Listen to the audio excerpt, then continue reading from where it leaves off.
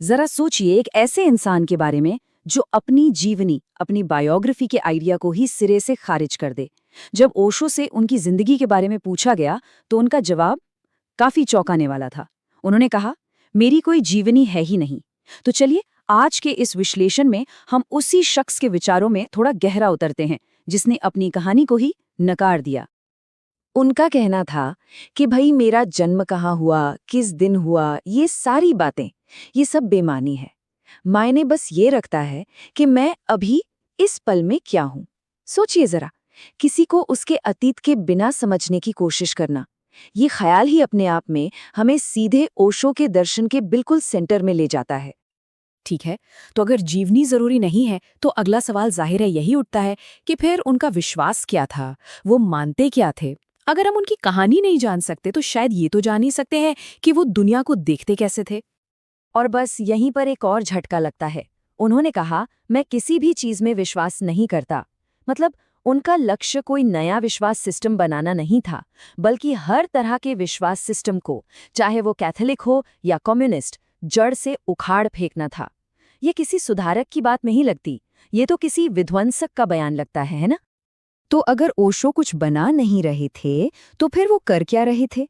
यहीं से उनका असली काम समझ में आता है।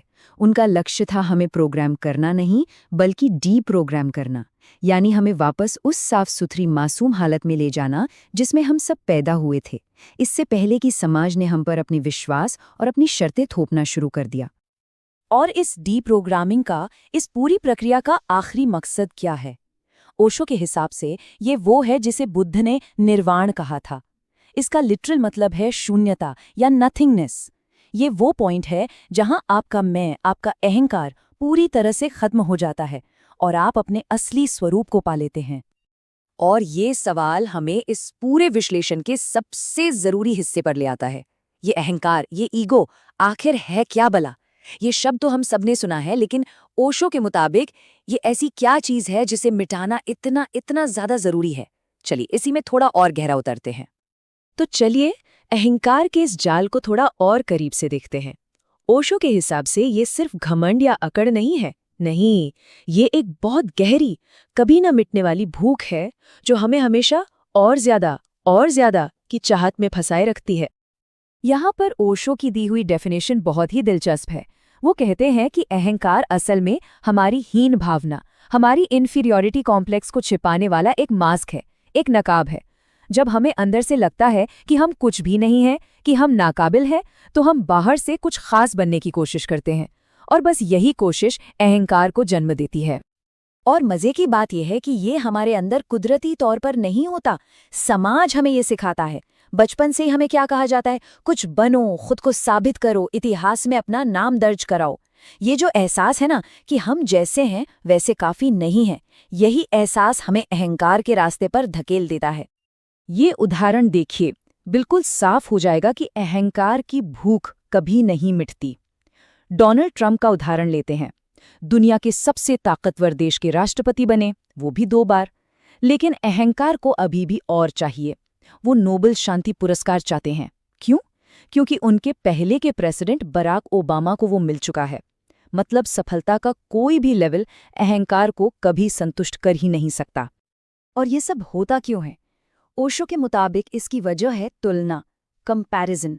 जिस पल हम खुद की तुलना दूसरों से करना शुरू करते हैं, हम अहंकार के जाल में फंस जाते हैं। क्योंकि हमेशा कोई ना कोई होगा जो हमसे ज्यादा अमीर, ज्यादा सुंदर या ज्यादा ताकतवर होगा। ओशो इसे एक बहुत ही मजेदार कहानी से समझाते हैं। एक चूहा था जो बिल्ली से बहुत डरता था। एक साधु ने उस पर दया करके उसे बिल्ली बना दिया। पर अब वो कुत्ते से डरने लगा तो साधु ने उसे चीता बना दिया। फिर उसे शेर से डरने लगा तो उसे शेर बना दिया गया। लेकिन कहानी का अंत बहुत चौंकाने वाला है। वो शेर ताकतवर होकर अपने ही बनाने वाले उसी साधु पर हमला कर देता है। इस कहानी का सबक बहुत गहरा है। हम अपने अहंकार को बड़ा और बड़ा बनाते जाते हैं, ये सोचकर कि ये हमारी हिफाजत करेगा। लेकिन आखिर में यही अहंकार इतना बड़ा हो जाता है कि ये हम पर ही हावी हो जाता है और हमें ही नष्ट कर सकता है। ये एक बोझ बन जाता है। तो अगर अहंकार एक जाल है, तो इससे बाहर निकलने का रास्ता क्या है? अब हम प्रॉब्लम से सॉल्यूशन की तरफ बढ़ते हैं। ओशो सिर्फ समस्या नहीं बताते, बल्कि उसका हल भी सुझाते हैं। लेकिन यहाँ एक बहुत बड़ी मुश्किल है, एक पैराडॉक्स। अगर कोई जबरदस्ती अपने अहंकार को छोड़ने की कोशिश करे तो उसे एक नया अहंकार मिल जाता है। कौन सा? मैं कितना महान हूं कि मैंने अपना अहंकार छोड़ दिया। ये तो और भी ज्यादा महीन और खतरनाक अहंकार है। ये एक बहुत ही जरूरी सवाल है। अगर हम अहंकार को दबा नहीं सकते, उससे लड़ नहीं सकते, तो फिर हम इस जाल से निकलें कैसे? इसका जवाब बहुत सीधा और सरल है, लेकिन आसान बिल्कुल नहीं। इसके लिए ओशो बुद्ध का मार्ग अपनाने की सलाह देते हैं। पहला कदम है समझना, ये देखना कि हमारा अहंकार कैसे काम करता है, उसे किन बातों से ताकत मिलती है। दूसरा कदम है निरीक्षण करना, अपने अहंकार को बस एक गवाह की तरह देखना, बिना उसे सही या गलत का जजमेंट दिए। और सबसे मुश्किल तीसरा कदम है स्वीकार करना, उस भीतरी खालीपन को स्वीकारना जिससे हम भाग रहे हैं। ये हिम्मत भरा कबूलनामा कि मैं कुछ भी नहीं हूं। तो सबसे जरूरी बात यह है कि अहंकार से लड़ा नहीं जाता, उसे भूखा मारा जाता है।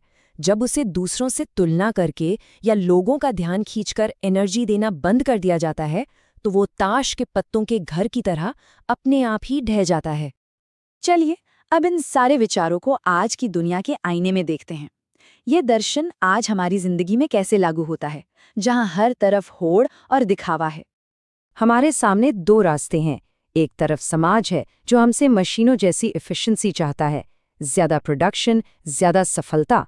दूसरी तरफ आज़ादी का रास्ता है जो आत्म जागरूकता यानी सेल्फ अवेयरनेस से मिलता है।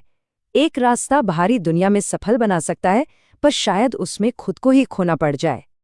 और समाज हमें इस मशीन में फिट रखने के लिए बड़े चालाक तरीके इस्तेमाल करता है। ये लगातार तुलना और जलन को बढ़ावा देता है।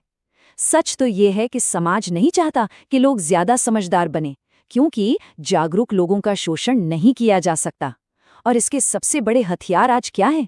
सोशल मीडिया की लत और कभी ना खत्म होने वाली खरीदारी, जो हमारी आत्म जागरूकता की कमी का पूरा फायदा उठाते हैं। तो इस पूरे विश्लेषण का निचोड़ क्या है?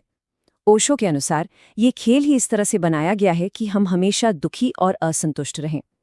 और इस धांधली वाले खेल से बाहर निकलने का सिर्फ और सिर्फ एक ही रास्ता है, आत्म जागरूकता। अपने हर काम, हर सोच, हर भावना के प्रति जागा हुआ होना। और आखिर में एक सवाल जो हम सबको खुद से पूछना चाहिए। जब हम सुबह उठते हैं, काम पर जाते हैं, सोशल मीडिया स्क्रॉल करते हैं, तो क्या हम वाकई में जी रहे हैं, या हम बस समाज द्वारा हमारे दिमाग में डाले गए एक प्रोग्राम को चला रहे हैं? इस पर विचार जरूर कीजिएगा।